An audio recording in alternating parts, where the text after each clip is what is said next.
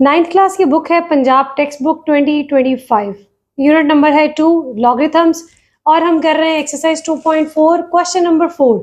Previous जितने भी questions हैं और जो भी एक्सरसाइजेज हैं उन सबकी videos math with Atifa channel पे हैं, आप वहां से उनको देख के मैथ्स की लॉजिक्स को सीख सकते हैं जो कि हैं लॉगरिथम से रिलेटेड। क्वेश्चन नंबर 4 में they are saying find the value of the x. उन्होंने हमें नहीं बताया आपने यहाँ पे कौन सा मेथड अप्लाई करना है, लॉज अप्लाई करने हैं लॉगरिथम के या नहीं, कुछ भी आपने इसको एक्सपोनेंशियल फॉर्म में लिखना है या लॉगरिथमिक फॉर्म में लिखना है, it's all depend on your logics. कि हम इतनी एक्सरसाइजेस 2.3 तक हम करके आ चुके हैं, इसके भी हमने 3 क्वेश्चंस कर लिए हैं। अगर वो सारी लॉजिक्स आपको याद हैं तो आप इन क्वेश्चंस को बहुत अच्छे तरीके से कर सकते हैं। log 2 plus log x is equals to 1। So यहाँ पर है पॉजिटिव साइन और हम इस log को कंबाइन कर लेंगे तो हमारे पास एक सिंगल वैल्यू आ जाएगी जिसमें से हम कुछ ना कुछ और सॉल्व कर सकते हैं। सो हम यहाँ पर लॉ अप्लाई कर रहे हैं, log with the base a mn।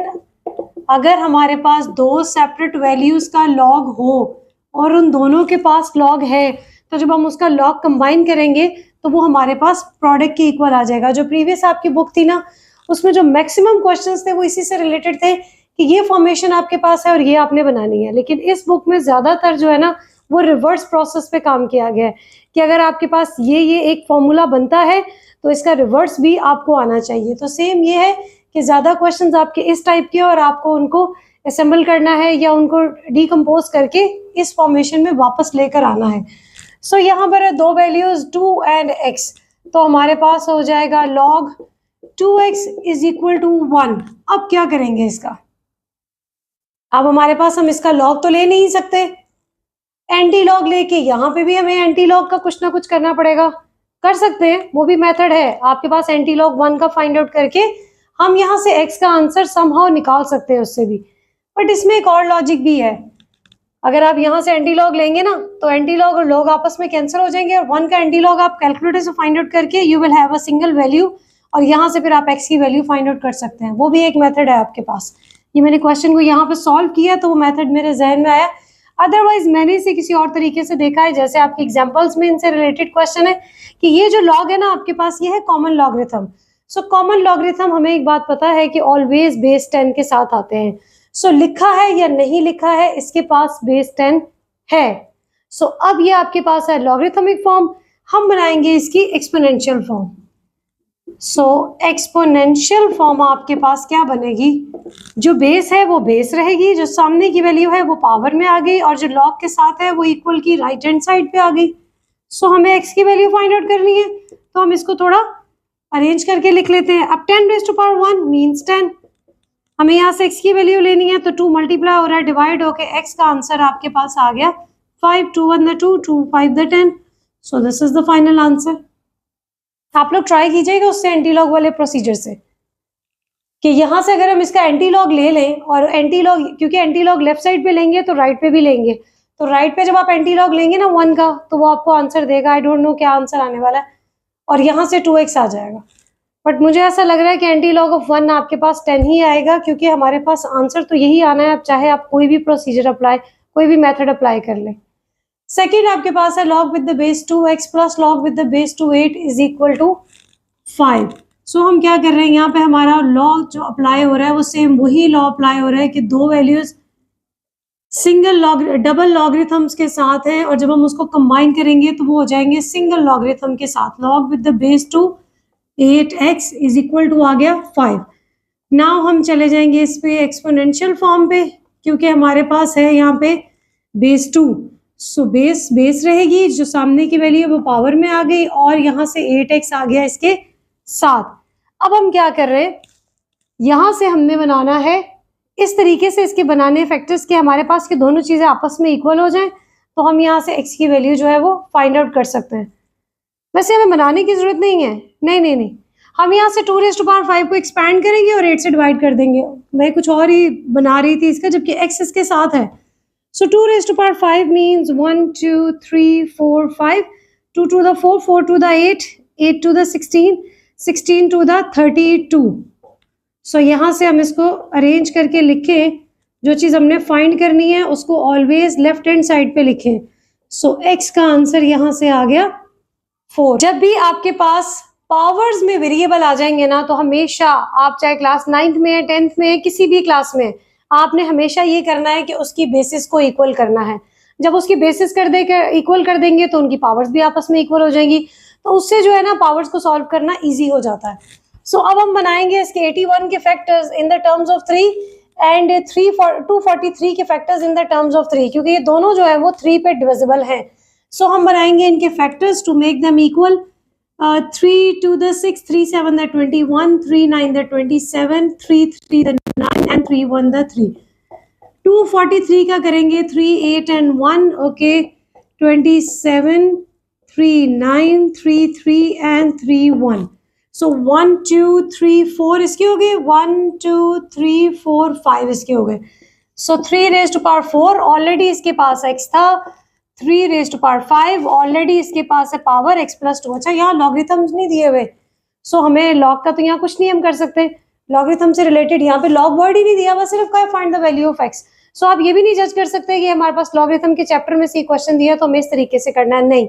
हमेशा क्वेश्चन को इस तरीके से किया करें कि अगर मुझे नहीं पता हो कि ये इस एक्सरसाइज और इस यूनिट का क्वेश्चन है तो मैं इसे कैसे सॉल्व करूं। सो इसके लिए बहुत जरूरी है आप लॉजिक्स पे काम करें।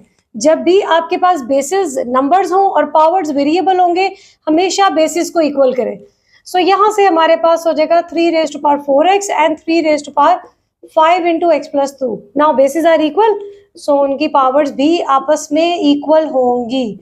अब करें इसको अंदर मल्टीप्लाई, 5x के साथ भी मल्टीप्लाई होगा और 5 2 के साथ भी मल्टीप्लाई होगा। इस 4x को 5x के पास ले गए और यहाँ से हमारे पास रह गया x plus 10 is equal to 0, x is equal to -10। ठीक, ये आ गया इसका फाइनल आंसर। नेक्स्ट हमारे पास है थोड़ा सा प्रॉब्लमेटिक सा क्वेश्चन है, लेकिन हम इसको बड़ा इजीली सॉल्व कर सकते हैं। ये दिया हुआ है 1/27 एंड ये दिया हुआ है 27। सो मैं क्या कर रही हूँ, इसको न्यूमिनेटर को हम डिनोमिनेटर को न्यूमिनेटर में शिफ्ट करें तो हमारे पास हो जाएगा 27 रेज टू पावर -1 और whole raise to power x - 6 already उसके साथ है एंड 27 यहाँ पर है। बेसिस इक्वल हो गई, पावर्स भी इक्वल हो जाएंगी। हमारे पास यहाँ इसकी पावर क्या है 1। दोबारा से देखते हैं इस क्वेश्चन को। इस क्वेश्चन में आपके पास लॉग नहीं दिया हुआ, 1/27 रेज टू पावर x - 6 है। सो हमारे पास क्या आ रहा है, वैल्यू की पावर जो है वो अब आपके पास वेरिएबल की फॉर्म में है। So again we have to same the variable, उसके बेसिस को करना है। सो 27 डिनोमिनेटर में, उसको न्यूमिनेटर में शिफ्ट किया तो 27 रेज टू पावर -1 हो गया। उसके बाद x - 6 ऑलरेडी उसके पास है, इस 27 के पास यहाँ पर ऑलरेडी 1 पावर है। अब इस पावर को इससे मल्टीप्लाई करेंगे तो 27 raise to power -1 into x - 6 and 27 raise to power 1। Basis equal है, पावर्स भी इक्वल हो जाएंगी। So -1 into x - 6 is equal to 1। इसको अंदर मल्टीप्लाई करवाया तो -x and +6 is equal to 1। हमें पॉजिटिव x की वैल्यू फाइंड आउट करनी है, सो हम इसको राइट हैंड साइड पे शिफ्ट कर देंगे। So x is equal to हम आपके पास हो गया 6।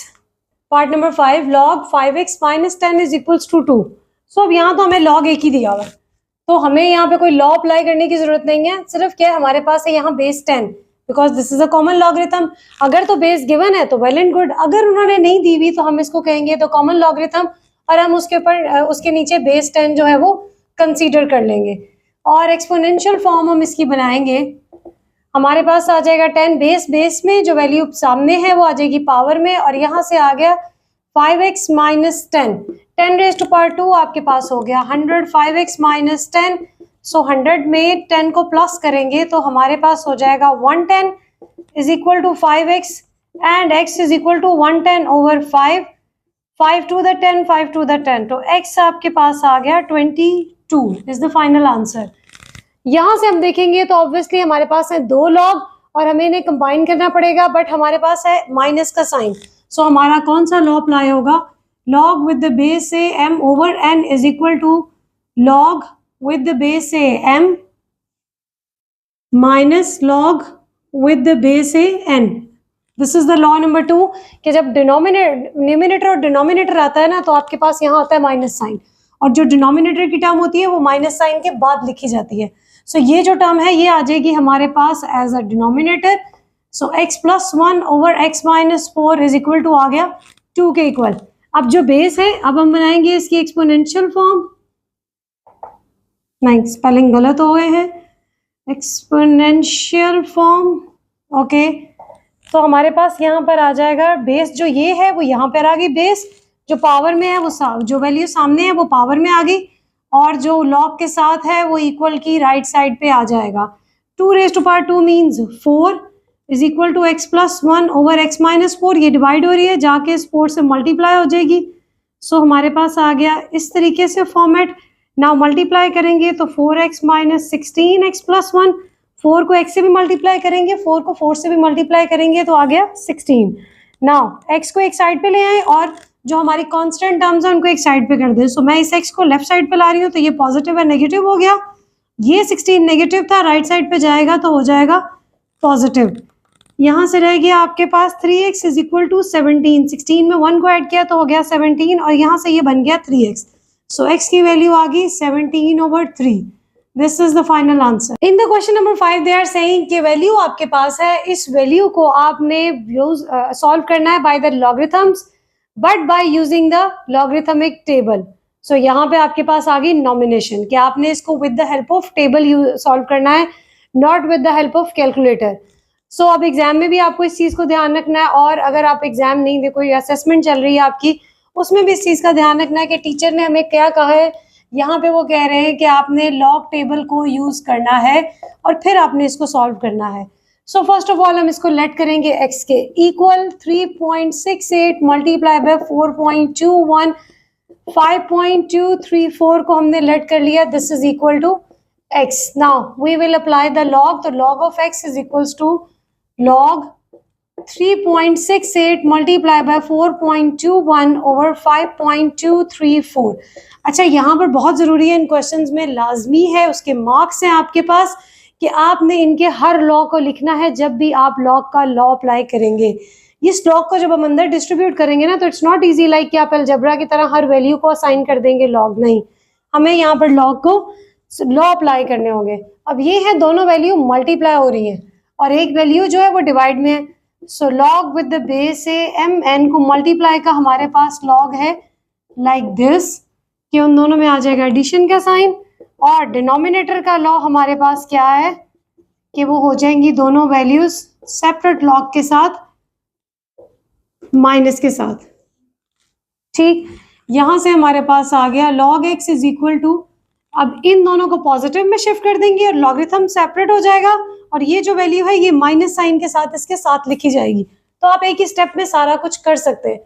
3.68 प्लस यहां से मल्टीप्लाई का साइन शिफ्ट हो गया प्लस में, और फिर हमने लिख दिया log 4.21 माइनस साइन log 5.234। अब आपको फाइंड आउट करने हैं कैरेक्टरिस्टिक एंड मेंटिसा।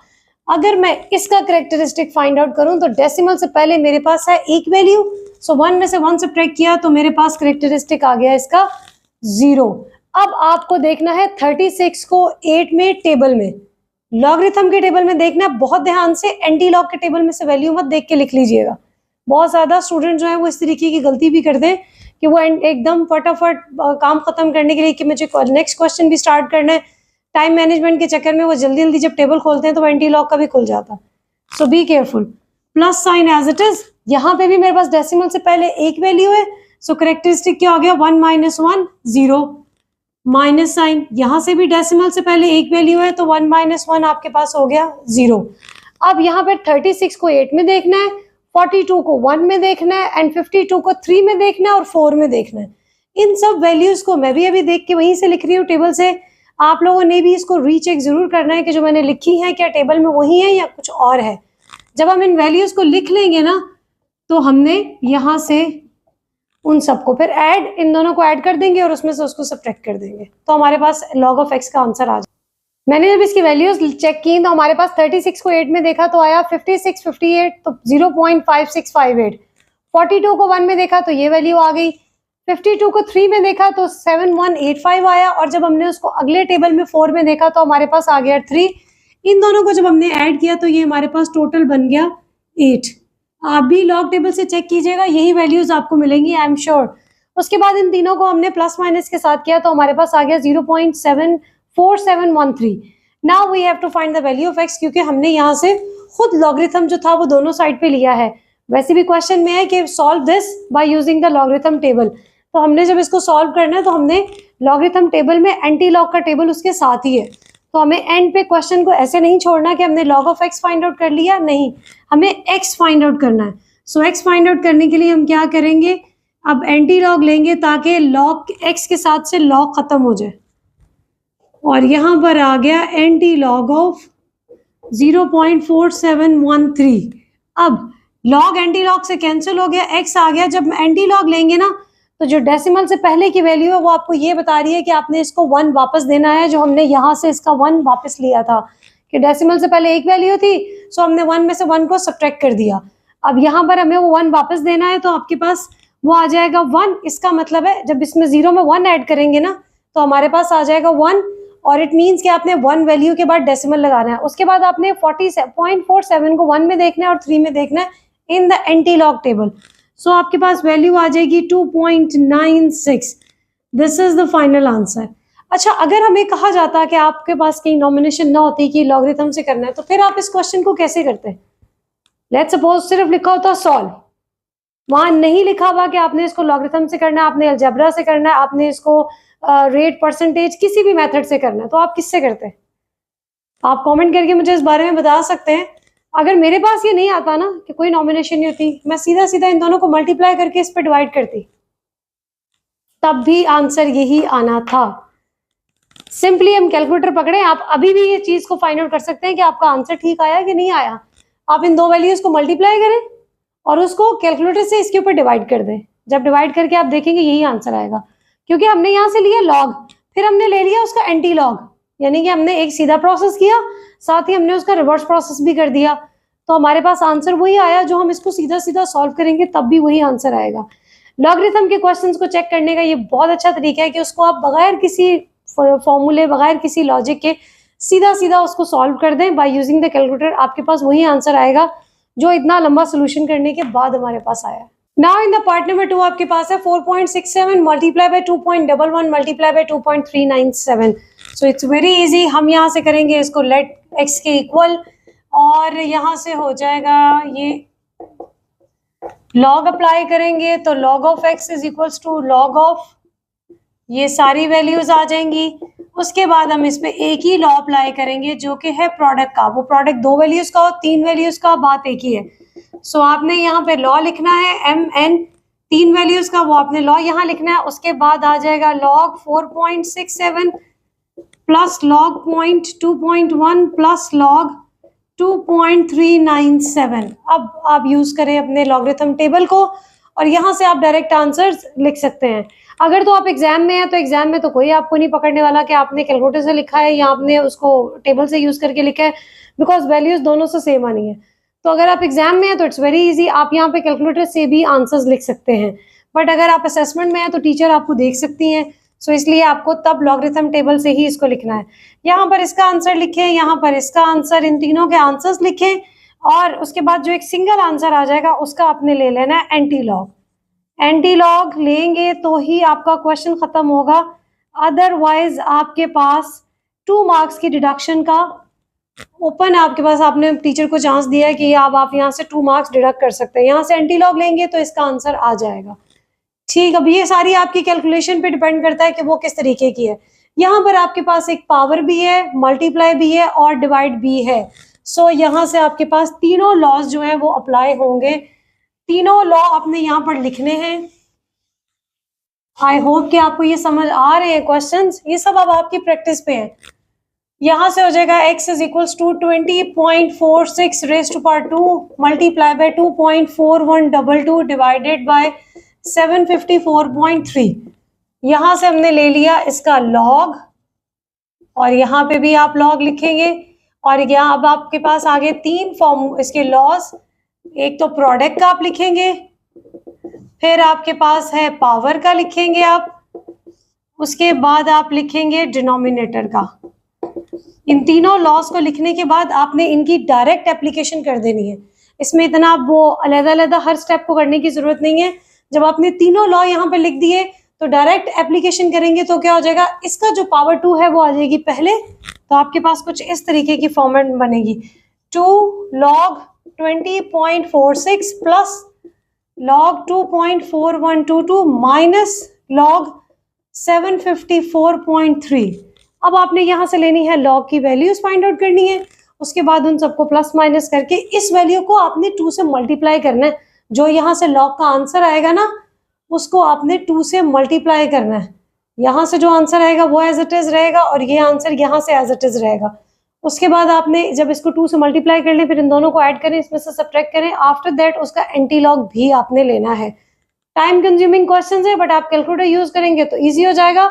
वैसे तो जब आप लॉगरिथमिक टेबल को भी अंडरस्टैंड कर लें, उससे भी वैल्यूज को फाइंड आउट करें तो बहुत ही डिफरेंट सी एक फीलिंग होती है कि अच्छा हम कोई बहुत ही डिफरेंट सा काम कर रहे हैं कि अच्छा हम यहाँ से वैल्यूज फाइंड आउट करके वहां पे लिख रहे हैं।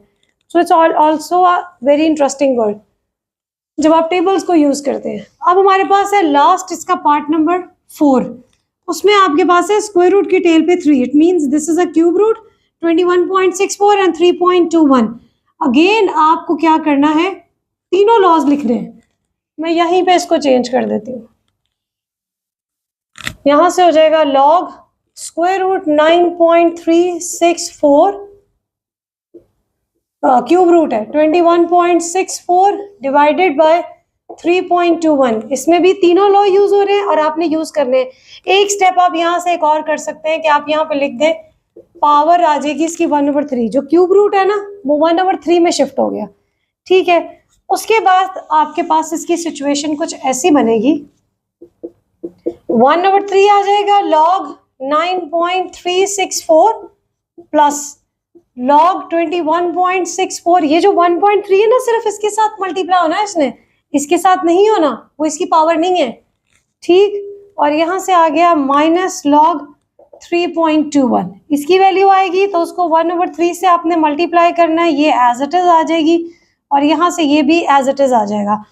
ये जो वैल्यू आएगी ना इसको आपने 3 पे डिवाइड करना है, यूज द कैलकुलेटर। 3 पे डिवाइड करें, उसके बाद इन दोनों को प्लस करें, इसको सब्ट्रैक्ट करें और at the end anti log लाजमी लेना है। मैथ विद आतफा पे बहुत सारे लोग ये क्वेश्चन करते हैं कि इसका डेली लाइफ में क्या यूज है, इसका डेली लाइफ में क्या यूज है। अब चाहे वो अलजेब्रा है या आपके पास लॉगरिथम्स है, परसेंटेज है, रेशो है, प्रोबेबिलिटी है, इन सब का जी डेली लाइफ में क्या यूज है। तो मैथ डेली लाइफ में जो यूज होता है ना वो बहुत ही माइनर लेवल का मैथ है। एक दूध वाला भी मैथ यूज कर रहा होता है, किचन में खड़ी औरत भी मैथ को यूज करके, रेशो को यूज करके अपने खाने पका रही होती है। सो जो आपके पास हायर लेवल है ना लॉगरिथम्स है, लॉगरिथम आपके डेली लाइफ में यूज नहीं होगा। उसके लिए क्या क्वेश्चन है हमारे पास, आप इन क्वेश्चन से भी अपनी एग्जाम्पल को फाइंड आउट कर सकते हैं कि लॉगरिथम कौन सी इंडस्ट्री में, कहाँ पे या किस डिपार्टमेंट में यूज हो रहा है। सो इसके अकॉर्डिंगली हमारे पास अर्थक्वेक का जो डिपार्टमेंट है ना, जो फाइंड आउट करते हैं कि अर्थक्वेक कैसे आ रहा है, कितनी टेंडेंसी का है, उसकी मैग्नीट्यूड क्या है, उसकी पावर कितनी है, या वो कितना नुकसान कितनी शिद्दत से है, इस सब वैल्यूज को फाइंड आउट करने के लिए ना लॉगरिथम्स को यूज किया जाता है।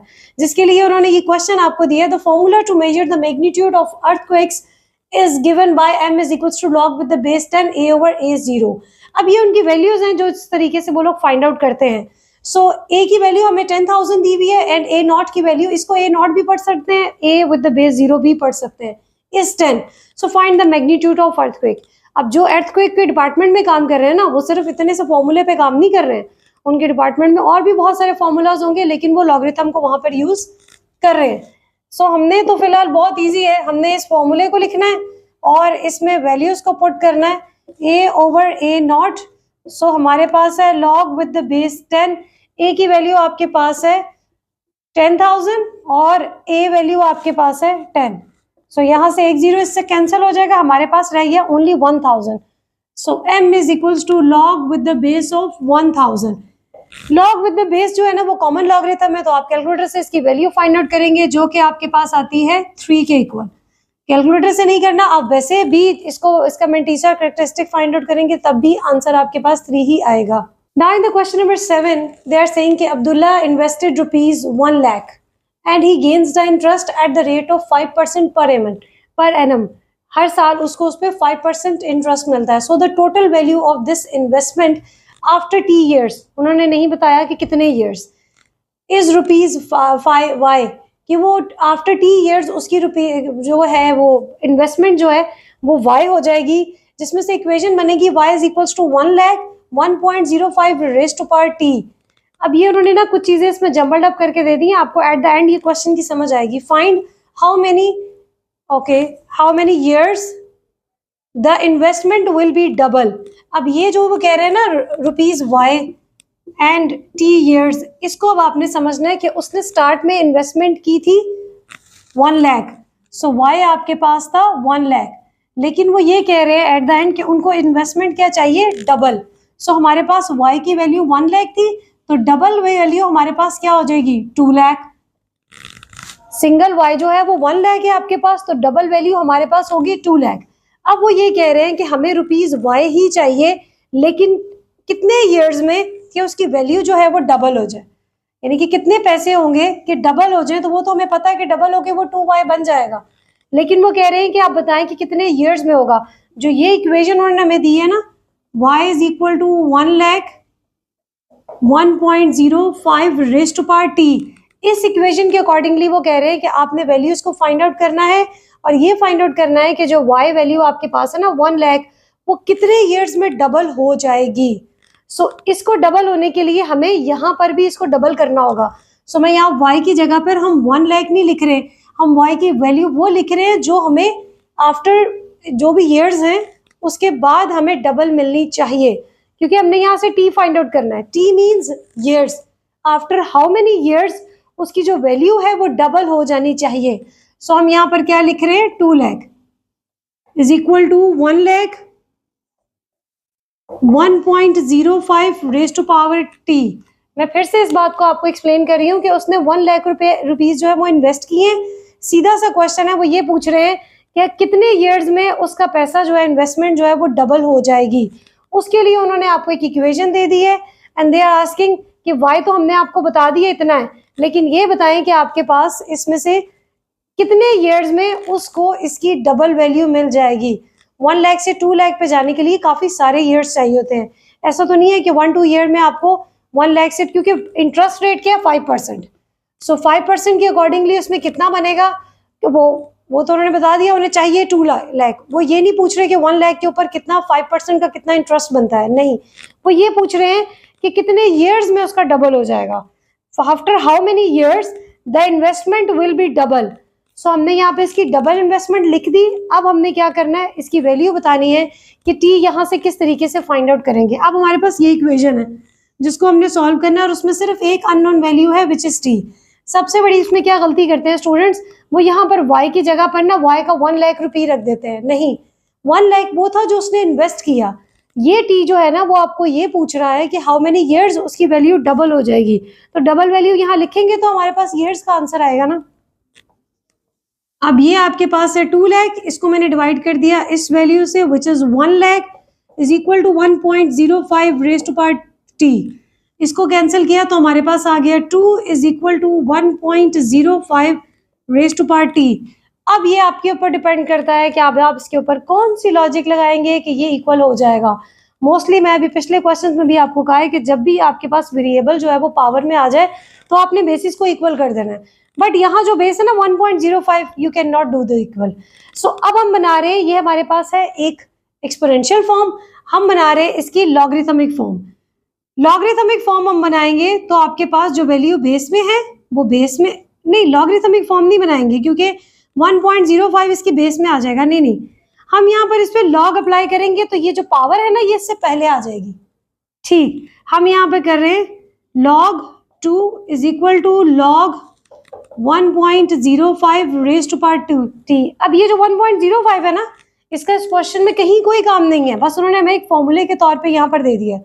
अगर आप बार बार सोचें कि 1.05 कहाँ से आया, हमने नहीं दिया, मतलब मैंने खुद से नहीं लिखा, उन्होंने क्वेश्चन में एक फॉर्मूला आपको दिया है which is y equal to 1 lakh into 1.05 raise to power T। So इसके अकॉर्डिंगली हमने फाइंड आउट करना है। अब यहाँ से आपके पास log विद द 2 का आपने आंसर लिखना है फ्रॉम द कैलकुलेटर।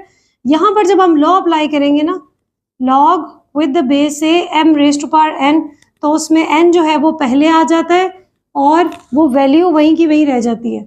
सो हमारे पास इसकी सिचुएशन क्या बनेगी, log 2 is equal to T log 1.05। अब ये बहुत ईजी है, आपके पास इन दोनों वैल्यूज का आपने आंसर लिखना है और उनके आंसर्स को आपने डिवाइड कर देना है। ये वैल्यू t से मल्टीप्लाई हो रही है तो ये इस साइड पे आके डिवाइड हो जाएगी।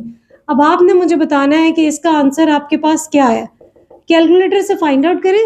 log 2 का आंसर यहाँ लिखिए, logs 1.05 का आंसर यहाँ लिखे, और जब मैंने इन दोनों के आंसर्स को लिख के सॉल्व किया तो मेरे पास आया था t is equal to 14। May be कोई डेसिमल हो आगे, बट 14 जो होल नंबर है हमने वो लेना, बिकॉज हम ईयर्स की बात कर रहे हैं तो ईयर्स जो है वो होल नंबर में जाता है।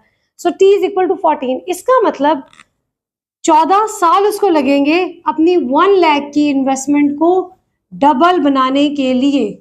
14 साल उसको लगेंगे। हमने टी वैल्यू फाइंड आउट की है, हमने ईयर्स फाइंड आउट किए हैं। सो 14 साल में एट द 5% रेट उसकी जो वैल्यू है वो डबल होगी। Question number 8 is Korea is hiking up mountains where temperature decreases 3%। जहां पर उन्होंने कहा है कि 3% की बजाय आप इसके फैक्टर भी यूज कर सकते हैं, which is 0.97 for the every 100 metres. The initial temperature जो है वो आपके पास है सी लेवल का इज 20 सेंटीग्रेड। अब ये जिन लोगों को बहुत शौक है ना रियल लाइफ एग्जांपल या हमें डेली लाइफ में इसका यूज बताएं, अगर वो ये क्वेश्चन देखिए उनको बिल्कुल भी समझ में नहीं आने वाला, क्योंकि जब आपको डेली लाइफ में इसका यूज ही नहीं है, लॉगरिथम को हम यूज करते हैं या किसी भी चीज की हम जो एग्जाम्पल लेंगे ना, वो जब आप डेली लाइफ में देखेंगे भी ना तो आपको बहुत ही डिफरेंट लगेगी। जो लोग इतनी क्लासेस को अचीव करके एक हायर लेवल पे पहुंचते हैं, वो इन डिपार्टमेंट्स में जब जाते हैं ना, जब वो काम करते हैं ना, वो काम एक नॉर्मल इंसान नहीं कर सकता। जो काम मैं कर सकती हूँ वो आप लोग नहीं कर सकते, जो आप कर रहे हैं वो मैं नहीं कर सकती। हर इंसान की मेंटेलिटी डिफरेंट है। तो जो इन डिपार्टमेंट्स में पहुंच के काम कर रहे हैं ना, उनको पता है कि रियल लाइफ एग्जाम्पल्स को किस तरीके से वो यूटिलाइज करते हैं। आई विश कि जितने लोग ये क्वेश्चन करते हैं ना कि आप हमें क्वेश्चन तो सॉल्व करके दे रही हैं, मेरी तो 40 साल की जिंदगी होगी तो उसमें मेरे ये अप्लाई कहीं नहीं हुआ फॉर्मूला, तो भाई वो आपकी लाइफ के लिए नहीं है फॉर्मूला। वो जिसकी लाइफ में यूज हो रहा है ना, वो क्वेश्चन भी नहीं कर रहा कि ये क्या चीज आप कर रहे हैं। जो बिजनेसमैन है ना, सारा अलजेब्रा वहां पे यूज हो रहा है और लॉगरिथम यूज हो रहे हैं इन डिपार्टमेंट्स में। सो अब ज्यादातर जो स्टूडेंट्स हैं वो इस क्वेश्चन को पढ़ने में भी नहीं ध्यान देंगे, इंटरेस्ट ही नहीं लेंगे कि इस क्वेश्चन में किस तरीके की हमारे पास बात हो रही है। जस्ट वो देखेंगे कि यहाँ पे हमारे पास एक फॉर्मूला गिवन है और इस फॉर्मूले में T1 की वैल्यू उन्होंने हमें दे दी है, टेम्परेचर वो 20 सेंटीग्रेड है, पुट करो और इसका आंसर निकालें। और जो यहाँ पे एक अननोन वैल्यू एच आ रही है वो है 500। सो आपके पास ये सी लेवल के ऊपर जो माउंटेन्स हैं उससे रिलेटेड क्वेश्चन है कि for every 100 meters, okay, the initial temperature T1 at the sea level is 20 centigrade। वो कह रहे हैं कि 3% के अकॉर्डिंगली वो टेम्परेचर जो है वो डिक्रीज होता जा रहा है जैसे जैसे वो माउंटेन्स को अचीव करते जा रहे हैं उसके ऊपर। So T is equals to T1 multiply by 0.97, जिसका उन्होंने फॉर्मूला दिया है H over 1000। What is H? H है आपके पास altitude of 500 metres. So altitude H जो है वो 500 मीटर्स के इक्वल है। आई थिंक मैं भी इसको इतना अच्छा शायद एक्सप्लेन नहीं कर पाई कि आपको भी एक एक पॉइंट इसका समझ में आए, because this is not my department. मेरा काम है सिर्फ क्वेश्चंस को सॉल्व करना। सो जो यहाँ पर इस तरीके से एक्सप्लेन कर सकते हैं, आई थिंक फिजिक्स टीचर बहुत अच्छा इसको एक्सप्लेन कर सकती हैं, और I don't think so chemistry का तो यहाँ पे कोई काम नहीं है। सो इट डिपेंड्स कि आप किस लेवल पे हैं और आप किस तरीके से क्या चीज कर सकते हैं। तो डेली लाइफ एग्जाम्पल्स के बारे में पूछना बहुत आसान है, उनको अटेम्प्ट करना और उनको समझना it's very difficult. So T1 आपके पास है वेयर इज T1 इज 20। यहाँ से आपके पास T1 की वैल्यू है 20, उसको पुट करेंगे और आपके पास H जो है वो है 500, जो सबसे लास्ट पे यहाँ दिया हुआ है। तो यहाँ से आप पुट करें इन वैल्यूज को and use the calculator. 0.97 500 divided by 1000, so 20 multiplied by 0.97, यहाँ से हो जाएगा 1/2 500 to the 1000, so 20 multiplied by 0.97। इसका आप स्क्वायर रूट भी ले सकते हैं या कैलकुलेटर में पुट कर दें, इसकी पावर जो है 1/2, इट्स अप टू यू, जिस तरीके से कर ले। 1/2 और स्क्वायर रूट एक ही चीज है। और उसके बाद जो इसका आंसर आएगा ना उसको इससे मल्टीप्लाई कर देना। इसमें हमारा कहीं भी लॉगरिथम यूज नहीं हो रहा, लॉगरिथम इसमें कहीं पे भी यूज नहीं हो रहा। आपने इस वैल्यू को फाइंड आउट करना है, दोनों को मल्टीप्लाई करना है, इसको लॉगरिथम अप्लाई करने की जरूरत नहीं, बिकॉज यहाँ पे कहीं नहीं लिखा हुआ कि लॉगरिथम है। This is only a real life, not a real life example, but the use of the temperature और इस तरीके की सारी चीजें। T1 इनिशियल टेम्परेचर है जो स्टार्ट का होता है, ऑल्टीट्यूड है, माउंटेन्स की बात हो रही है, सी लेवल के टेम्परेचर की बात हो रही है। तो इन सब को जब हम यूज करेंगे तो ये डेली लाइफ की एग्जाम्पल नहीं बनती है, this is a word problem, जो कि हर स्टूडेंट को प्रॉब्लमेटिक लगती है। वर्ड प्रॉब्लम में बहुत कम स्टूडेंट्स का इंटरेस्ट होता है। सो इन क्वेश्चंस को समझें और अपनी क्वेश्चंस पे फोकस करें, जिनको करके हम अगली क्लास में जाएंगे, because you are learning the basics. जो वो लोग यूज कर रहे हैं ना, वो बहुत हाई लेवल के मैथ्स को यूज कर रहे हैं, वो लॉगरिथम के इन फॉर्मूलाज पे काम नहीं कर रहे हैं जो हमने आज डिस्कस किए हैं, वो इससे बहुत आगे का लॉगरिथम यूज कर रहे हैं। सो आई होप कि आपको ये क्वेश्चन समझ में आ गए हो। अपनी बुक पे फोकस करें, उन लोगों पे बातों पे फोकस नहीं करें जी हमारे तो इतने इतने साल हो गए, हमारी लाइफ में तो कहीं यूज नहीं हुआ। Focus on the book. Book नहीं आपको नेक्स्ट क्लास में लेकर जाना है, बुक नहीं आपको डिग्री दे रही है, इन बातों करने वालों ने डिग्री नहीं देनी है आपको। So focus on the book. इस लिंक को शेयर करें with your friends and relatives जो इन प्रॉब्लम्स को अच्छे से समझ सकें। मैथ्स के बारे में आपने कुछ बहुत अच्छा इस वीडियो में से सीखा है तो लिंक को लाजमी शेयर कीजिएगा, चैनल को सब्सक्राइब करें। After that we will discuss the review exercise of 2, because unit number 2 यहाँ पे खत्म है, लेकिन इसकी एक रिव्यू एक्सरसाइज है जो कि बहुत इंपॉर्टेंट है, वहां से MCQs बहुत सारे आते हैं। So thank you.